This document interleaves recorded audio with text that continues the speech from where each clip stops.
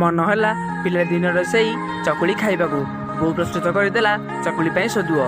ତାପରେ ମୁଁ ଗଲି ଚୁଲି ପାଖକୁ ଯାଇ ତାୱାରେ ପକେଇଲି ସୋଦୁଅ ବଢ଼ିଆ ଏମିତି କଲା ପରେ ଟିକେ ବଙ୍କା ଟଙ୍କା ହେଇଗଲା। ତାପରେ ପକେଇଲି ହେଇଥିବା ତା ପ୍ରସ୍ତୁତ ପୁର ଟିକେ ଦେଇ ତାପରେ ତା ଉପରେ ଦେବି ପୁଣି ସୋଦୁଅ, ଯାହାଦ୍ୱାରା ପିଠାଟା କମ୍ପ୍ଲିଟ୍ ହେବ। ତାପରେ ତାକୁ ଛାଡ଼ିଦେଲି କିଛି ସମୟ ସେକିବା ପାଇଁ।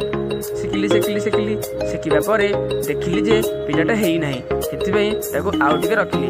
ଭିଡ଼ିଓଟି ଭଲ ଲାଗିଥିଲେ ସେୟାର କରିବେ, ଲାଇକ୍ କରିବେ, ସବସ୍କ୍ରାଇବ୍। ମନ ହେଲା ପିଲାଦିନର ସେଇ ଚକୁଳି ଖାଇବାକୁ।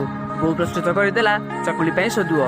ତାପରେ ମୁଁ ଗଲି ଚୁଲି ପାଖକୁ ଯାଇ ତାୱାରେ ପକେଇଲି ସୋଦୁଅ ବଢ଼ିଆ ଏମିତି କଲା ପରେ ଟିକେ ବଙ୍କା ଟଙ୍କା ହେଇଗଲା। ତାପରେ ପକେଇଲି ହେଇଥିବା ତା ପ୍ରସ୍ତୁତ ପୁର ଟିକେ ଦେଇ ତାପରେ ତା ଉପରେ ଦେବି ପୁଣି ସୋଦୁଅ, ଯାହାଦ୍ୱାରା ପିଠାଟା କମ୍ପ୍ଲିଟ୍ ହେବ। ତାପରେ ତାକୁ ଛାଡ଼ିଦେଲି କିଛି ସମୟ ସେକିବା ପାଇଁ।